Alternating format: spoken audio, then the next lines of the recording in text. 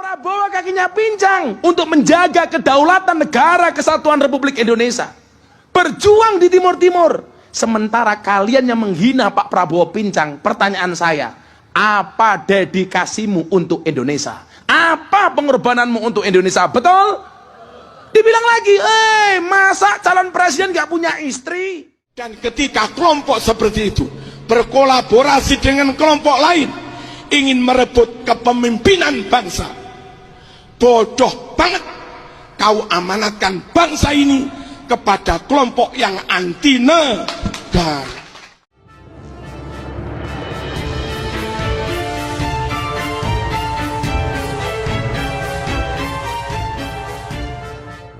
Assalamualaikum warahmatullahi wabarakatuh. Salam sejahtera untuk kita semua, salam budaya.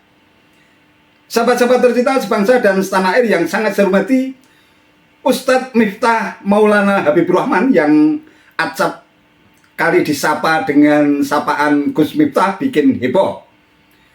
Dalam sebuah ceramahnya, ia mendadak bermetamorfosis menjadi juru bicara bakal calon presiden Prabowo Subianto, Ketua Umum Partai Gerindra. Ia pun pasang badan ketika Prabowo dikritik jalannya agak pincang atau tidak punya istri yang dianggap sebagai handicap atau kelemahan Prabowo Subianto dalam kapasitasnya sebagai bakal capres. Narasi dan ceramahnya tentu sangat berbeda dengan ceramah Gus Miftah seperti biasanya. Syarat dengan humor, mencerahkan, tanpa aroma politik apapun. Nah, ceramahnya kali ini tentu menimbulkan banyak pertanyaan. Ada apa dengan Gus Miftah? Sejak kapan ia menjadi jubir Prabowo Subianto? Bu, Pak Menko punya kemampuan untuk merukunkan bangsa ini, maka namanya koordinator. Celakanya apa? Bangsa ini sekarang banyak orang-orang yang sifatnya seperti wasit sepak bola. Anda tahu wasit sepak bola? Apa pekerjaannya? Lari ke sana kemari mencari kesalahan orang lain. Ini banyak bu sekarang di Indonesia. Yang lebih celaka lagi siapa? Wasit tinju. Ada orang berpelukan dipisah. Ada orang tonjok-tonjokkan dibiarkan. Kan bajingan. Nah, kita beruntung punya pemimpin seperti Pak Prabowo yang mengatakan apa? Semua calon orang-orang terbaik, jangan saling menjelekkan Pak Prabowo. Tapi lucunya hari ini, mohon maaf, Pak Prabowo berpikir kemajuan Indonesia, tapi mereka berpikir tentang kejelekan Pak Prabowo. Pak Prabowo mikir Indonesia, mereka yang menjelek-jelekkan Pak Prabowo. Contoh, Pak Prabowo hari ini dihina gara-gara apa? Kakinya pincang.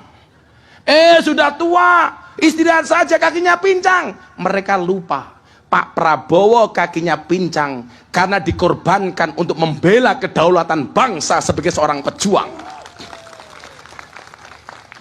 Pak Prabowo kakinya pincang untuk menjaga kedaulatan negara kesatuan Republik Indonesia.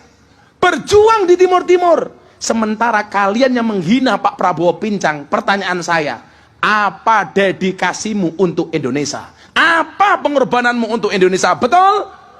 Dibilang lagi, masa calon presiden gak punya istri? Emangnya siapa yang mewajibkan punya istri? Justru hari ini kalau tidak hati-hati, banyak pejabat yang hancur gara-gara istri. Contohnya Ferdi Sambo. Ayo ngopo kowe? Betul? Istri itu bisa menjadi support system untuk suaminya. Tapi kalau tidak hati-hati juga bisa menjadi penghancur untuk suaminya. Betul bu? Dan gak ada kewajiban presiden harus punya istri. Sing ngomong sapa?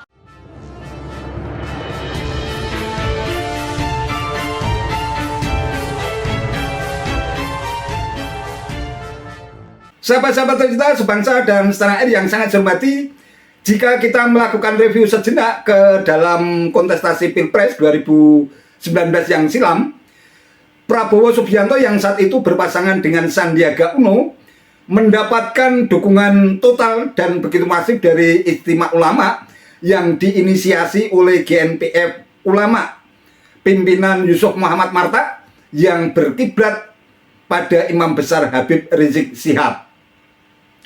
Kelompok radikal dan intoleran yang kerap kali berteriak melakukan aksi demo dengan menggunakan takbir yang kerap menyebut pemerintahan Republik Indonesia sebagai pemerintahan togut sehingga berpotensi mengancam keutuhan NKRI, semacam itulah yang terjadi pada kontestasi Pilpres 2019. Dari sisi ini, Prabowo rekam jejaknya nyata-nyata berangkulan dengan kelompok radikal dan intoleran. Yang menjadi pertanyaan besar kita adalah kenapa Ustadz Gus Miftah yang selama ini mengklaim dirinya sebagai seorang ustadz dari kalangan Nahdien justru membela Prabowo Subianto yang pernah memiliki rekam jejak didukung oleh kelompok radikal dan intoleran. Dengan kecenderungannya bermain politik praktis untuk kepentingan elektoral dalam kontestasi Pilpres 2024 semacam itu, Gus Miftah justru menodai citra dan marwahnya sendiri sebagai seorang ustadz genuin dan sejati yang seharusnya steril dari virus politik. Gus Miftah tahu banyak dengan ustadz-ustadz kadrun lain yang terang-terangan dan berbusa-busa membela dan mendukung Anies Baswedan. Sangat tidak berlebihan apabila ia sontak diskakmat oleh pimpinan Pondok Pesantren Sabilur Rosyad Kota Malang, Jawa Timur, sekaligus Ketua Tanfidiyah PWNU Jawa Timur, Kiai Haji Marzuki Mustamar. Mengenai capres ulama memecah, ya semestinya kalau tidak mau pecah jangan ngangkat calon wapresnya ulama. Bukan berarti kalau ada orang ngangkat ulama terus kita bubar dari ulama mau jadi orang jalanan. Jadi tidak mungkin, ya tetap saja itu adalah pilihan dan insya Allah para ulama akan menentukan pilihannya masing-masing. Prabowo Subianto juga hadir dalam acara Ijtima Ulama 2. Prabowo datang sekitar pukul 1 pada Minggu siang dan langsung masuk ke hotel tanpa memberikan pernyataan apapun. Sebelumnya anggota Dewan Pembina Partai Gerindra, Joko Santoso yang digadang-gadang akan menjadi ketua tim pemenangan Prabowo Sandiaga Uno juga hadir dalam acara tersebut. Meskipun belum ada pembicaraan soal bergabungnya anggota GNPF dalam tim pemenangan, Wakil Ketua Umum Partai Gerindra Fadlizon menyatakan bahwa pintu terbuka lebar jika ada ulama maupun anggota GNPF yang berkenan bergabung dengan tim pemenangan Prabowo Sandi. Tentu kalau nanti ada dari kalangan ulama yang ikut juga dan bersedia untuk bersama-sama masuk di dalam tim, ya kita akan sangat senang sekali. Ini sebagai satu bagian dari tambahan kekuatan yang besar gitu ya. Dan saya kira para ulama, kiai, tokoh-tokoh pemuka agama dari semua agama pun ini kan mereka pasti memberikan keteladanan kepada umatnya masing-masing. Nggak mungkin kita memasrahkan nasib masa depan NU kepada orang, kepada pihak yang membenci NU. Deal? Deal? Beberapa tahun yang lalu ada kelompok-kelompok kalau demo Pancasila kafir, hormat merah putih musyrik, Kapolri tohut, Gus Dur Yahudi, Presiden tohut, demokrasi syirik, Indonesia negara kafir. Dan ketika kelompok seperti itu berkolaborasi dengan kelompok lain ingin merebut kepemimpinan bangsa, bodoh banget kau amanatkan bangsa ini kepada kelompok yang anti negara. Siapa mereka? Boleh ono dewe.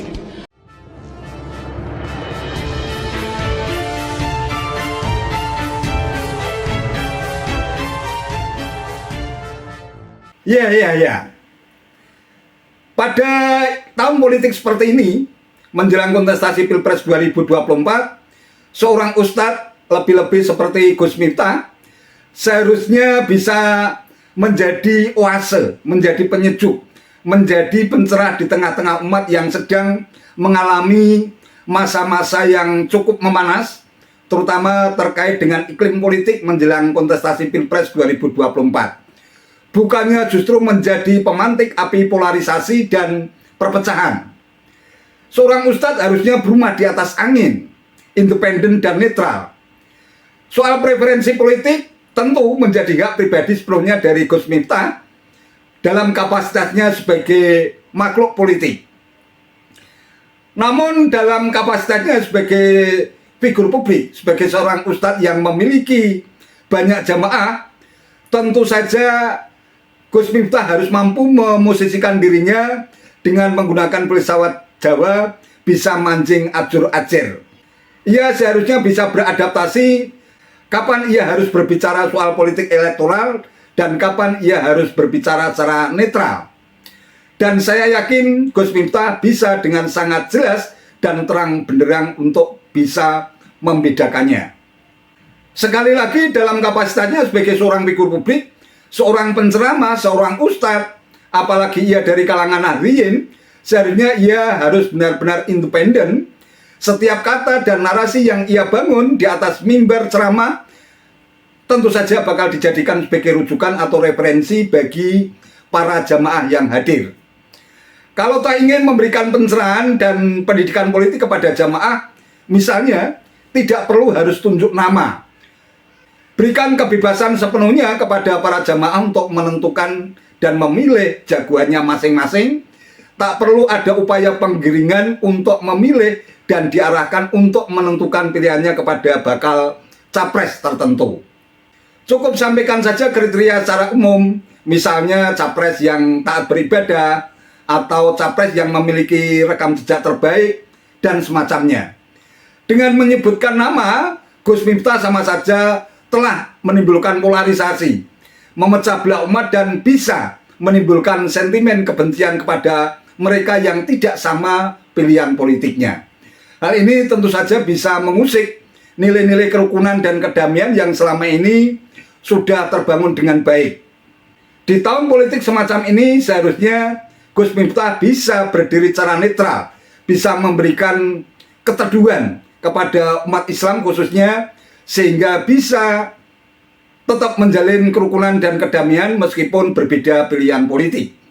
Pola ceramah Gus Miftah yang syarat dengan aroma politik praktis, aroma politik elektoral menjelang kontestasi Pilpres 2024 semacam itulah yang dinilai bisa menimbulkan kegaduhan. Ceramah yang seharusnya mampu membangkitkan giroh spiritual untuk berfastabiqul khairat justru berubah menjadi ajang politik praktis murahan yang sangat bertentangan secara diametral dengan makna tausiah itu sendiri. Mumpung belum terlanjur tenggelam dalam limbah politik praktis yang kotor, alangkah baiknya Gus Miftah kembali ke kitoh dan ke habitatnya semula sebagai penyeru kebenaran, sebagai seorang ustadz genuin dan sejati yang mampu menggugah kesadaran kolektif umat untuk berfastabiqul khairat, berakhlakul karimah, membangun kesalehan, baik kesalahan pribadi maupun kesalahan sosial di tengah-tengah kehidupan masyarakat yang beragam dan penuh dengan kebinekaan. Wallahu alam bisawab. Itu saja yang bisa saya sampaikan. Terima kasih atas perhatiannya. Wassalamualaikum warahmatullahi wabarakatuh.